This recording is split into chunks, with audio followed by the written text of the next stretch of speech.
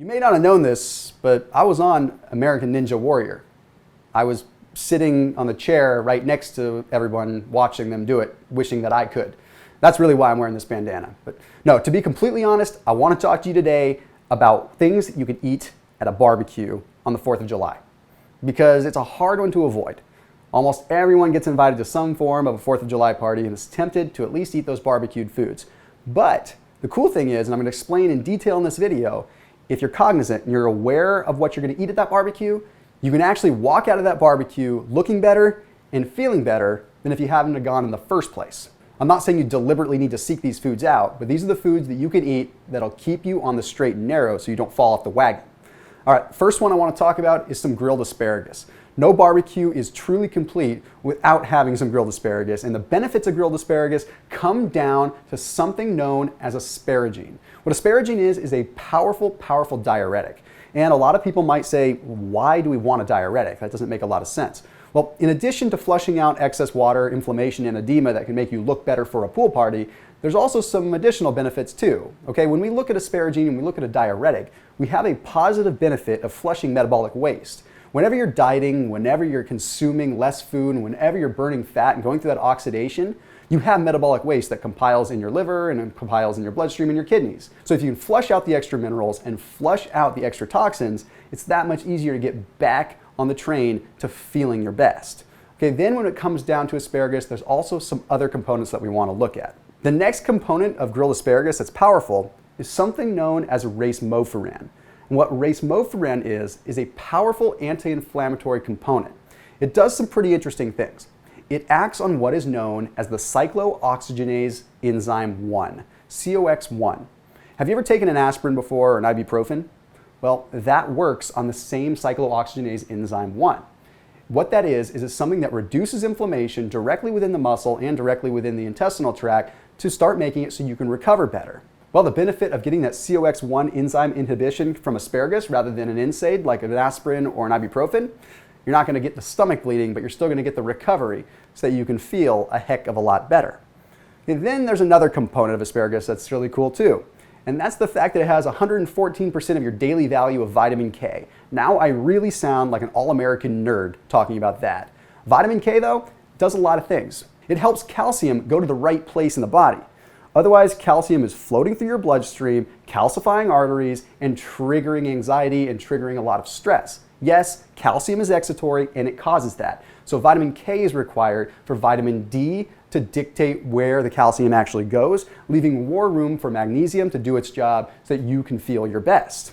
Okay, let's move on to the next food, and that is getting in enough saturated fat.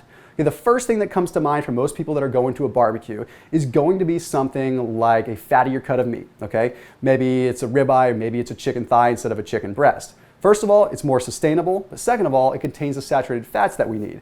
If you're vegetarian or vegan, there's other options that you can have as well. You can just add a little bit of coconut oil to the grilled asparagus or add some coconut oil to the grilled zucchini. Just make sure you're getting those fats in because they're critical.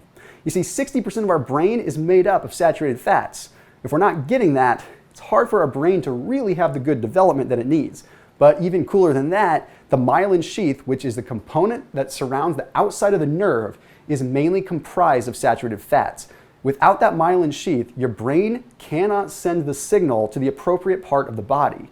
Therefore, meaning you're not getting signal transduction that allows you to work out better and feel better. Then, of course, there's the good old-fashioned fat loss component of saturated fat. Eat fat to burn fat, right? It's like your body is a lawnmower. The more fat that you eat, you're priming the pump on the lawnmower, encouraging the body to utilize fats as a source of fuel, which therefore, when you are in a caloric deficit, your body is more prone to use the fat from your body as a source of fuel than to turn to glucose, allowing that fat to just stay on the body. Hopefully that makes some pretty clear sense. Now let's talk about the fruit. Don't go over to the fruit salad, just pick out the watermelon. Why? Because watermelon is about the easiest food that you can get in without blowing your low carbohydrate diet. Simply because when you have a bowl of watermelon, you're really only having like 10 grams of net carbs. There's only 6 grams of net carbs in a half a cup of watermelon. So a regular sized bowl, maybe 10 to 12 at the most. Barely enough to even blow a low carb diet. And to add insult to injury and make things better, It's 92% water, so you're getting some hydration effect and flushing out the excess minerals you don't need anyway. Then, of course, we've got lycopene, which is the red pigment phytochemical that's in watermelon. Huge benefits there too. What lycopene is going to do is it's helping the blood flow. It's going to help make it so that your body is able to circulate things better.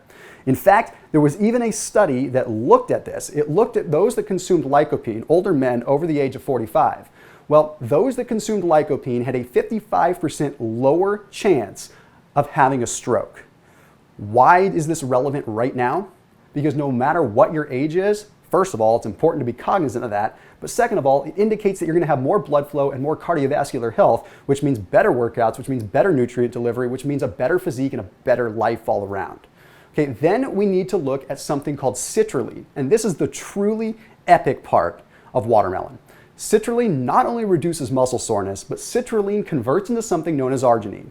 Arginine, you've probably even taken as a supplement before because it helps blood flow, it helps that muscle pump, it helps you get more nutrients, helps you get a better workout. That's all fine and dandy, but the real benefit comes from the conversion process itself. When citrulline converts into arginine, it does something epic. It inhibits the production of something called tissue non-specific alkaline phosphatase, also known as TNAP. And what TNAP does is normally encourages fat accumulation. When we have this arginine conversion, it slows down that process, making it so that it's harder for your body to store body fat. Then, making matters even better, that arginine has a strong effect on gene expression, making it so that your genetic code actually doesn't want to store as much fat. That's pretty darn cool, just coming from watermelon in and of itself. So as always, please make sure you let me know what videos you want to see, and please make sure to share this video and leave a comment below and let me know what you think.